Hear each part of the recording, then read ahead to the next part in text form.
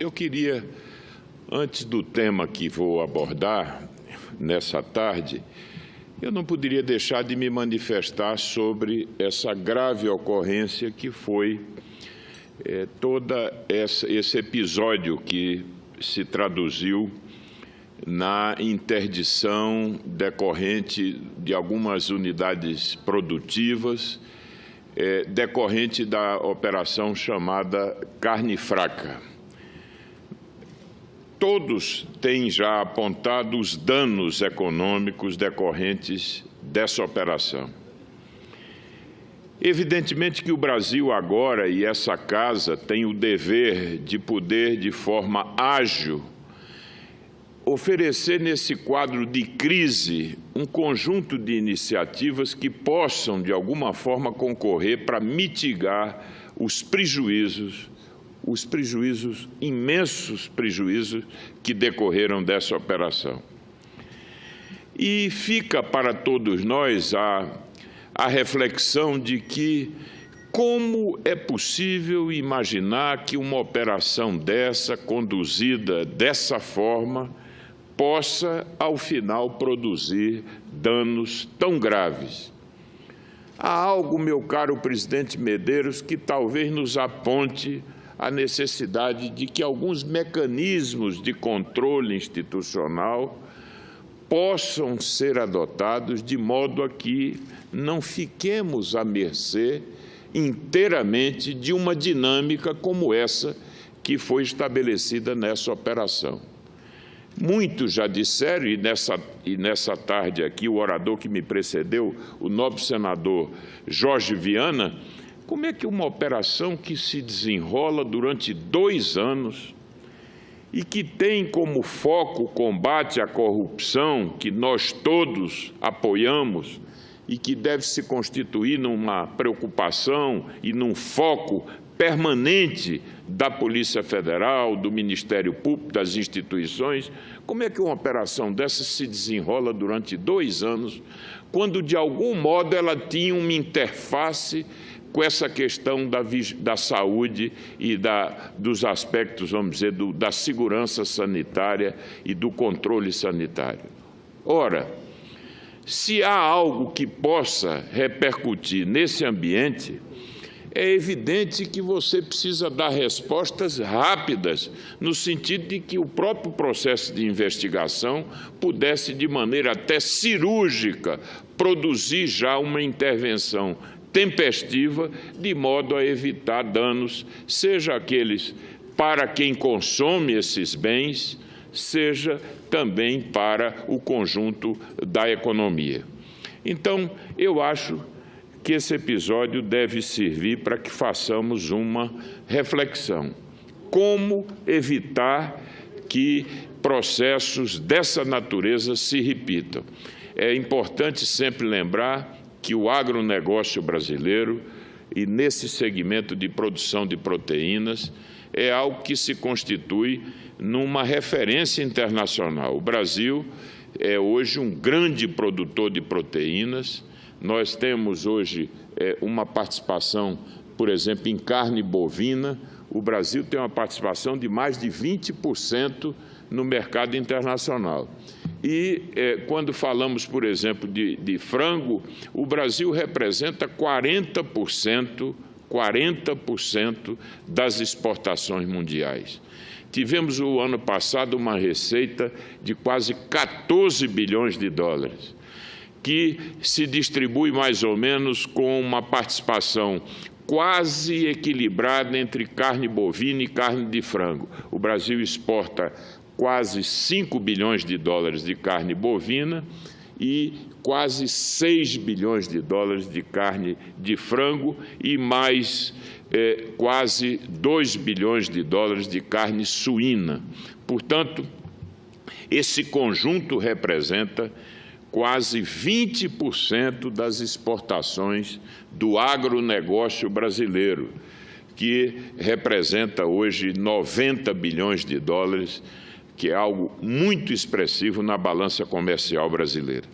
Então, eu queria aqui, ao tempo em que também me associo às manifestações de preocupação e essa casa não pode se furtar de oferecer uma contribuição nessa hora para que a comunidade internacional possa ser informada sobre alguns aspectos dessa operação, sobretudo para que compreenda que o alcance dessa operação se resume a um universo muito pequeno de estabelecimentos produtivos e que, portanto, não tem a dimensão nem a magnitude que essa operação sugeria.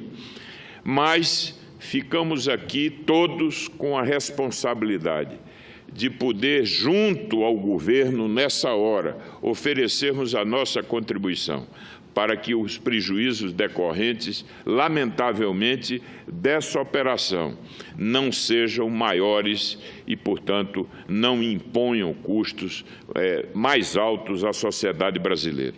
Mas o tema que eu gostaria de trazer nessa tarde, sobretudo, era fazer aqui referência a uma iniciativa da Comissão de Assuntos Econômicos, uma iniciativa do presidente Tasso Gereissati, da criação de 2 grupos de trabalho no âmbito dessa comissão, um grupo que vai tratar da avaliação do sistema tributário nacional e um outro grupo que vai se voltar para a discussão dos temas microeconômicos, sobretudo associados com a redução do chamado custo Brasil. O nobre senador Ricardo Ferraz foi incumbido de coordenar o primeiro grupo, o grupo que vai fazer uma avaliação do sistema tributário. E a nós coube a responsabilidade de conduzir o segundo grupo. Na próxima semana iremos apresentar um plano de trabalho aos nossos colegas da Comissão de Assuntos Econômicos, que possa materializar essa contribuição na discussão, na proposição de medidas que gerem ganhos de produtividade para o país, que incentivem a retomada do crescimento econômico e, consequentemente, da geração de empregos.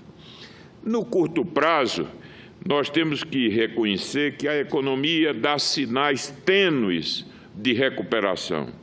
A queda da inflação está permitindo uma redução mais acelerada dos juros, o que abre espaço para um processo de desalavancagem ou de diminuição do endividamento das famílias e das empresas, melhorando, nós esperamos, aí as condições de acesso ao crédito. E há medidas também que foram adotadas recentemente e que se constituem também em mecanismos de estímulo à economia. Eu queria me referir especialmente às medidas para a liberação de recursos das contas inativas do Fundo de Garantia, que me parece que é algo que vai ser importante quando até julho, por exemplo, todos esses depósitos das contas inativas estiverem efetivamente disponíveis. Acho que vai ativar o consumo, que vai permitir a redução do endividamento de milhões de brasileiros que foram duramente alcançados nesse quadro de recessão que se abateu sobre a economia brasileira. Senhor presidente, senhoras e senhores senadores, para alcançarmos um novo ciclo de crescimento, um ciclo sustentável de crescimento, é fundamental que avancemos numa agenda de reformas que reduza o custo Brasil e que promova, sobretudo, o aumento da produtividade. De fato, nas últimas décadas, a produtividade do Brasil tem crescido a taxas muito baixas, inibindo o nosso potencial de expansão econômica. Por exemplo, as estimativas de economistas conceituados no nosso país apontam um aumento inferior a 1% em média ao ano do aumento da produtividade da economia brasileira num período de 2 décadas, ou seja, de 1990 até 2010, o aumento médio da produtividade a cada ano foi de 0,68%. Isso é muito pouco comparado ao excelente desempenho dessa variável num período mais remoto, lá nos anos ainda 60, quando o Brasil chegou durante 15 anos, no período de 1965 até o início dos anos 80, que o Brasil teve crescimento médio da produtividade de 4,5% ao ano. Senhor presidente, senhoras e senhores senadores, o Brasil tem ainda marcos regulatórios inadequados, deficiências de infraestrutura, carência de capital humano. Isso tudo gera perda de produtividade. No ambiente tributário, as distorções se acumulam, grande complexidade e elevado custo de conformidade, o que gera insegurança jurídica e uma enorme litigiosidade.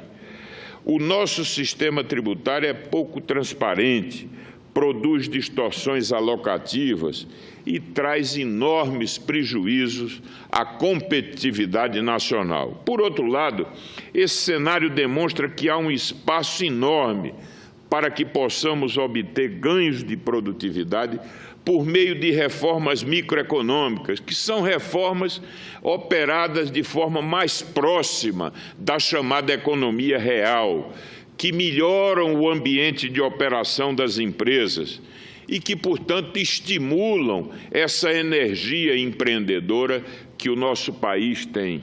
Nesse sentido, é fundamental desburocratizar, simplificar ou regulamentar quando existem vácuos legislativos, de modo a que, no ambiente tributário, nas relações do trabalho, no comércio exterior, nós possamos ter efetivamente um ambiente que estimule os investimentos. É preciso oferecer segurança jurídica com regras claras e estáveis. Além disso, é possível obter ganhos reduzindo os spreads bancários e o custo do financiamento de capital, que são desproporcionalmente elevados no Brasil para qualquer padrão de comparação internacional. Vejam, nós estamos agora, em função da queda da inflação, com uma redução da taxa básica da Selic. Mas aqui também foi apontado que isso ainda não se traduziu na ponta, lá no mundo real, de modo a que o consumidor brasileiro e o pequeno empresário no Brasil possam efetivamente ter taxas de juros mais amigáveis para o desempenho das suas atividades. Pelo contrário, o que nós verificamos, e essa é uma característica, eu diria que perversa da nossa realidade, é que às vezes a taxa básica da economia se reduz e os juros na ponta se elevam.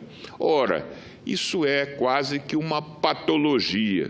Como é possível imaginar essa realidade? E aí nós temos toda essa questão associada às margens, a extraordinárias margens de intermediação financeira no Brasil.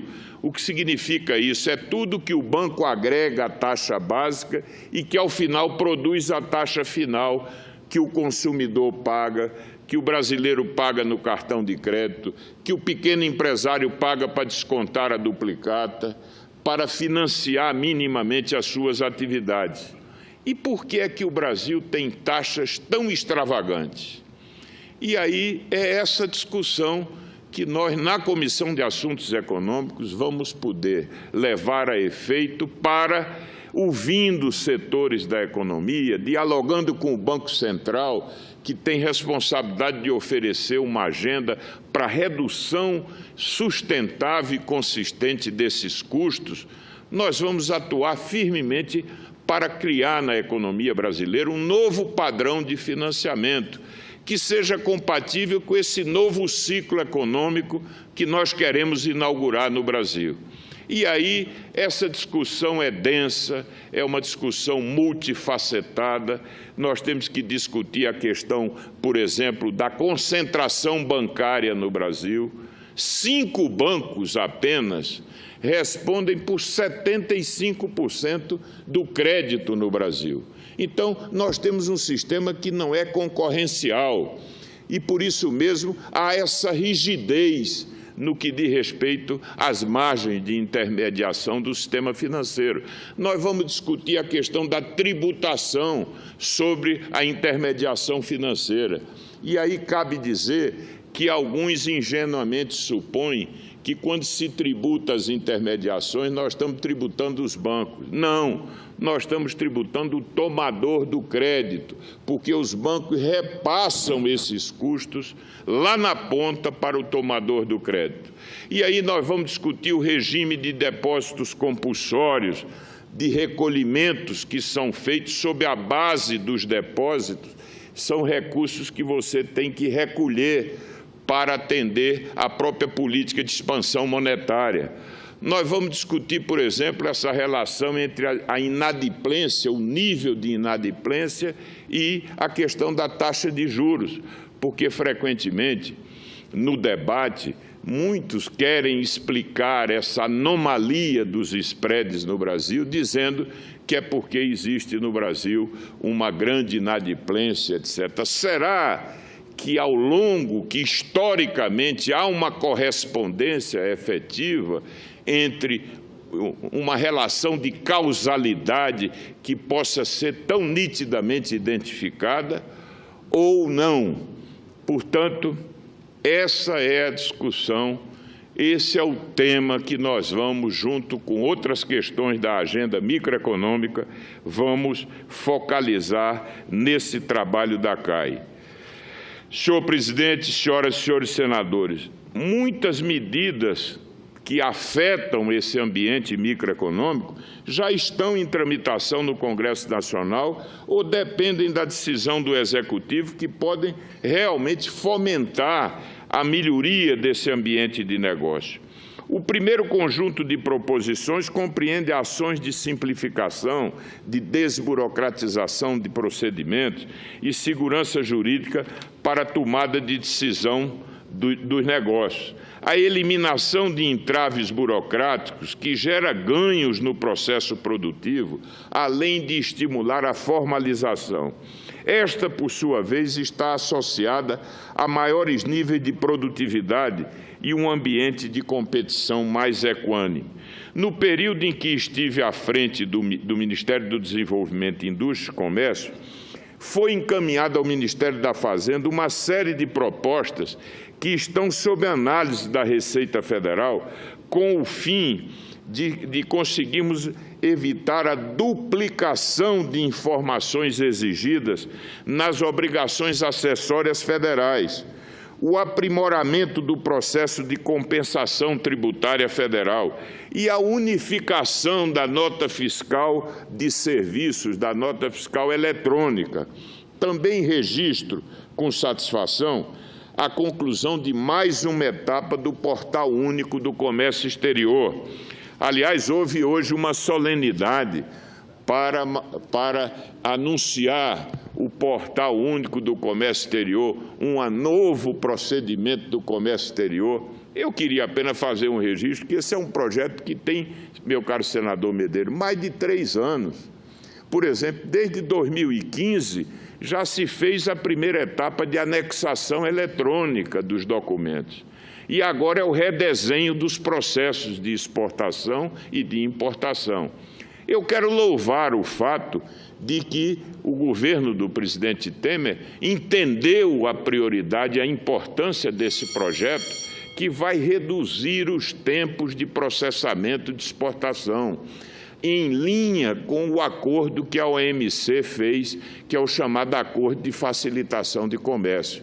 Com a simplificação, meu caro senador Medeiros, nós vamos reduzir os tempos de processamento da exportação de 13 dias em média, por conta dessa burocracia imensa, da interveniência de dezenas e dezenas de órgãos públicos que interferem no processo, para adotar um documento único, a chamada janela única, e dessa forma reduzir esse tempo de processar as exportações para convergindo para os padrões internacionais que apontam para 8 dias, 7 dias.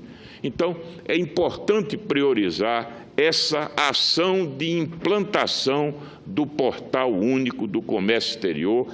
Teremos um ganho de produtividade, o setor exportador vai ter resultados muito expressivos com a implantação desse processo. Temos a satisfação, como disse, de ter contribuído para esse projeto que me parece tão importante e deve-se destacar aqui a contribuição dos técnicos, tanto da SESEX no MIDIC, quanto da Receita Federal, porque esse foi um trabalho conjunto entre o Ministério do Desenvolvimento, Indústria e Comércio e o Ministério da Fazenda.